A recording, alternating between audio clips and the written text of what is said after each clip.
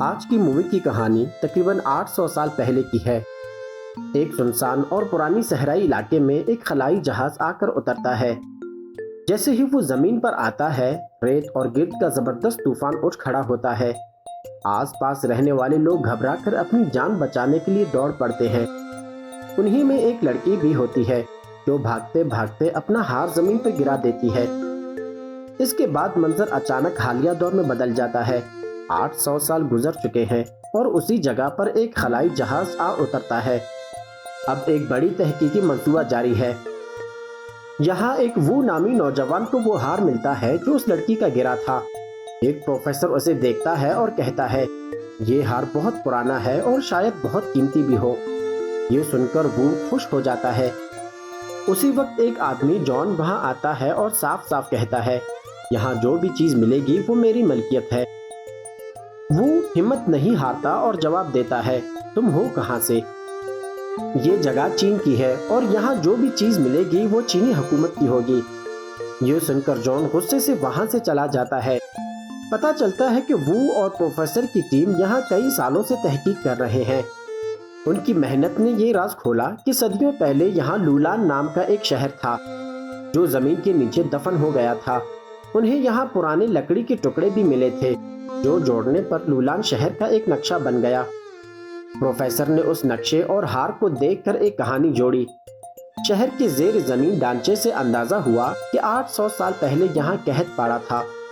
اس زمانے میں یہ قسم کا ہار صرف راہب پہنتے تھے۔ لولان کے مذہبی پیشوا ایک لڑکی تھی اور یہ اس کا ہار تھا۔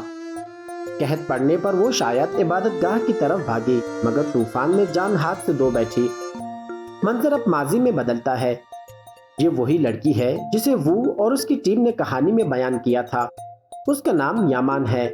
وہ اپنے ساتھی جن کے ساتھ طوفان سے بچنے کی کوشش کر رہی ہے۔ وہ بمشکل عبادت گاہ تک پہنچتے ہیں، مگر جن کی حالت بہت خراب ہے۔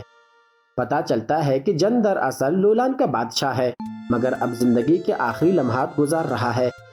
مرتے مرتے وہ یامان سے کہتا ہے کہ میرے بھائی سے بچ کر رہنا، وہ اچھا آدمی نہیں ہے۔ یہ کہہ کر جن دم توڑ دیتا ہے۔ یامان دل برداشتہ ہو کر مندر کے اندر جاتی ہے اور خدا سے دعا کرتی ہے، اے خدا اس شہر کو قحط سے بچا لے۔ دعا کے دوران مندر کے چراغ خود بخود جلنے لگتے ہیں۔ اچانک سورج جیسی روشنی مندر کے اندر آئینے سے پھوٹتی ہے اور وہ آئینہ زمین پر گر کر ٹوٹ جاتا ہے۔ یامان کو لگتا ہے کہ خدا اسے ٹوٹے آئینے سے اسے کوئی اشارہ دے رہا ہے۔ منظر پھر حال میں آتا ہے۔ وہ اور پروفیسر کی ٹیم لولان شہر سے ملی تمام قدیمی چیزیں اکٹھی کر کے یونیورسٹی واپس لے جا رہی ہوتی ہیں۔ انہیں خبر نہیں ہوتی کہ کوئی ان کا پیچھا کر رہا ہے۔ دو آدمی جو خفیہ طور پر جان کے لیے کام کرتے ہیں، ان کے ٹرین کے ڈبے میں موجود ہیں۔ جان چاہتا ہے کہ یہ تمام آثار قدیمہ چھین کر حکومت کو خود پیش کرے تاکہ انعام حاصل کر سکے۔ جان کے آدمی وہ کو مارنے ہی والے ہوتے ہیں کہ اچانک ٹرین کے سارے مسافر کھڑے ہو جاتے ہیں۔ سب کے ہاتھوں میں ویپنز ہوتے ہیں اور پتہ چلتا ہے کہ یہ سب چینی فوجی ہیں۔ وہ جان کے دونوں آدمیوں کو پکڑ کر ٹرین سے باہر پھینک دیتے ہیں۔ وہ اپنا سامان چیک کرتا ہے تو اسے وہی آئینہ ملتا ہے جو 800 سال پہلے یامان کے پاس تھا۔ وہ ٹوٹا ہوا تھا اور وہ کو لگا شاید اس نے توڑا ہے، مگر حقیقت میں یہ پہلے سے ٹوٹا ہوا ہوتا ہے۔ وہ آئینہ لے کر گھر آتا ہے اور بہت خوش ہوتا ہے کہ اسے جوڑ دے، مگر ناکام رہتا ہے۔ اب منظر ماضی میں پلٹتا ہے۔ یامان پھر اسے آئینے میں دیکھ رہی ہے اور دعا کر رہی ہے کہ سب ٹھیک ہو جائے۔ جیسے ہی وہ دعا کرتی ہے، آئینے کے اندر عجیب سا جادو ہوتا ہے اور آئینہ خود بخود جڑنے لگتا ہے۔ اسی لمحے حال میں وہ کا آئینہ بھی ویسے ہی جڑنے لگتا ہے۔ اس میں سے پہلے روشنی نکلتی ہے۔ اچانک وہ کو ایک لڑکی کی آواز سنائی دیتی ہے۔ وہ گھبرا کر ارد گرد دیکھتا ہے مگر کوئی نہیں ہوتا۔ پھر جب اس کی نظر آئینے پر پڑتی ہے تو وہ یامان کو دیکھ لیتا ہے۔ یہ آئینہ دونوں کو ایک دوسرے کا زمانہ دکھا رہا ہوتا ہے۔ یامان کو لگا کہ وہ کوئی دیوتا ہے اور وہ اس کے آگے دعا کرنے لگتی ہے۔ یہاں حال میں وہ سمجھ نہیں پا رہا تھا کہ یامان کون ہے اور وہ آئینے میں کیسے نظر آ رہی ہے۔ جواب تلاش کرنے کے لیے اس نے آئینے میں یامان کے ارد گرد مناظر کو غور سے دیکھنا شروع کیا۔ پھر اسے پس منظر میں کچھ تصویریں دکھائی دیتی ہیں جو اس نے لولان سٹی کے نقشے میں بھی دیکھی تھی۔ اب اسے بغیر وقت ضائع کیے اندازہ ہو گیا کہ یہ آئینہ وہ زمانوں کو جوڑ رہا ہے اور وہ دراصل 800 سال پرانا لولان شہر دیکھ رہا ہے۔ وہ نے یمان سے کہا کہ وہ خدا نہیں بلکہ مستقبل سے ایک عام انسان ہے جو اس سے بات کر رہا ہے۔ اس نے یمان سے کہا کہ میں تمہاری قدیم چیزیں دیکھنا چاہتا ہوں۔ یمان نے اس کی بات مانی۔ اس کے بعد وہ نے لولان شہر کے بارے میں بہت سے سوالات کیے اور یمان نے ہر سوال کا صحیح جواب دیا۔ وہ کو لولان شہر کے بارے میں وہ سب معلومات ہو گیا جو وہ جاننا چاہتے تھے۔ وہ بے حد خوش تھا کہ اسے ہر سوال کا جواب مل گیا، مگر اس سے پہلے کہ وہ مزید بات کرتا اس نے دیکھا کہ یمان کی حالت بگڑ رہی ہے۔ وہ ترنت ہی فریج سے کھانا نکال کر لایا اور آئینے کے ذریعے اسے دیا۔ یمان نے ہاتھ بڑھا کر کھانا لیا اور کھانے لگی۔ یہ ذائقہ اس کے لیے بالکل نیا اور حیرت انگیز تھا۔ کھاتے کھاتے وہ سے باتیں کرنے لگی اور دیکھتے ہی دیکھتے دونوں میں ایک گہری سمجھ بوجھ پیدا ہو گئی۔ جلد ہی وہ نے یمان سے حاصل کی گئی معلومات پر ایک کتاب لکھ ڈالی جو اتنی بڑی دریافت تھی کہ حکومت نے اسے انعام دیا۔ انعام کی تقریب میں جان بھی موجود تھا، مگر جان وہ کی کامیابی سے سخت جیلس تھا۔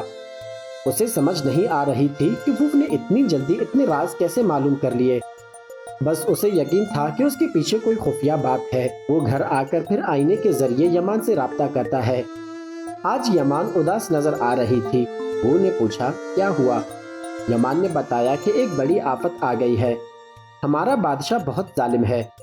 جب جن بادشاہ تھا تو وہ نیک دل تھا، مگر اس کے بھائی نے دھوکہ دے کر تخت چھین لیا اور تب سے شہر تباہی کی طرف جا رہا ہے۔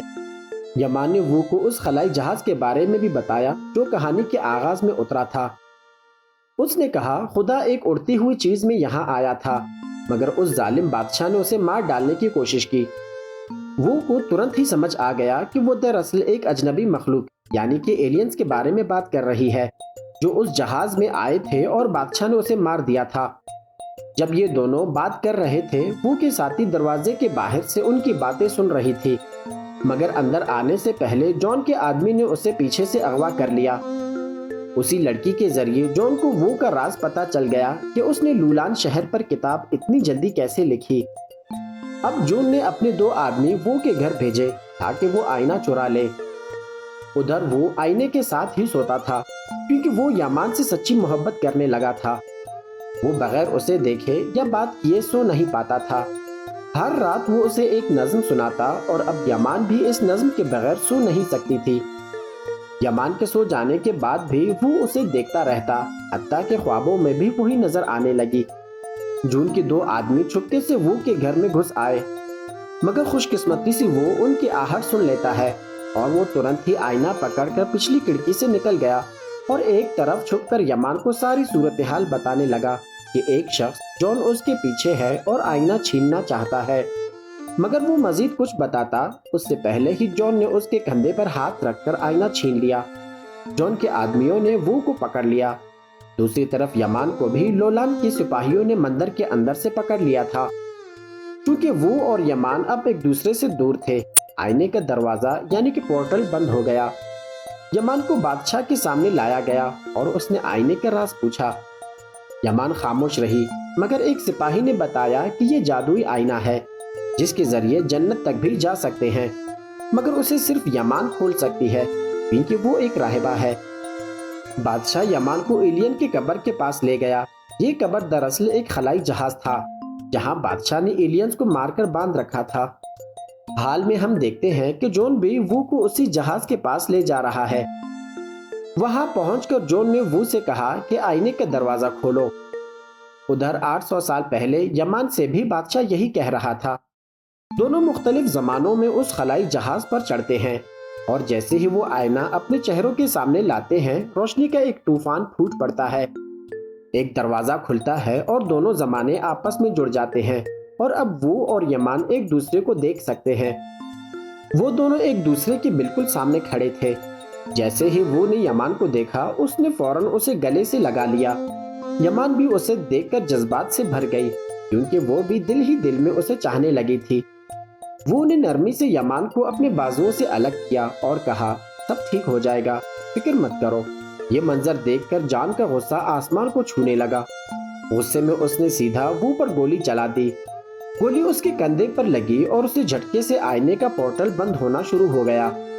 दूसरी तरफ 800 साल पहले यमान को बादशाह की सिपाहियों ने फिर से पकड़ लिया था।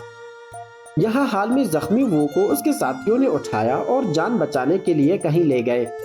पोर्टल के बंद होते ही बादशाह और उसके कई सिपाही उस खिंचाव में फंसकर मुस्तकबिल की दुनिया में आ गए। पोर्टल एक झटके से बंद हो गया। ये जालिम बादशाह इधर आते ही बोला, क्या ये जन्नत है? जॉन ने जवाब दिया, हाँ ये जन्नत है और मैं तुम्हारा खुदा हूँ। ये सुनकर बादशाह का गुस्सा और बढ़ गया, क्योंकि वो खुदा खुद बनना चाहता था। गुस्से में उसने अपने सिपाही का हथियार छीना और जान के एक आदमी को वहीं मार डाला। यूं एक खौफनाक जंग छिड़ गई। बादशाह के सिपाहियों के पुराने हथियार और जान के आदमियों के जदीद हथियार। लेकिन जंग बढ़ने से पहले ही अचानक एक भयानक रेत का तूफान आया और सबको अपनी लपेट में लेकर गायब कर दिया। खुशकिस्मती से वो और उसका साथी पहले ही दूर निकल गए थे, जो जिंदा बच गए। वक्त गुजरता है, मंजर कई साल आगे बढ़ जाता है। अब वो एक बूढ़ा शख्स बन चुका है। वो उसी जगह वापस आता है जहां अब एक नई टीम तहकीक कर रही है। वो एक पुराना पत्थर उठाता है। उस पर कुछ कदीम जुबान में लिखा हुआ होता है।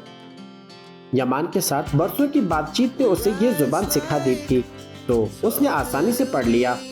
ये वही नज़म थी जो वो हर रात यमान को सुनाया करता था, और नीचे लिखा था, ये नज़म यमान ने खुद लिखी थी। ये देखकर उसकी आंखों में आंसू आ गए, लेकिन दिल में मुस्कुराहट भी थी।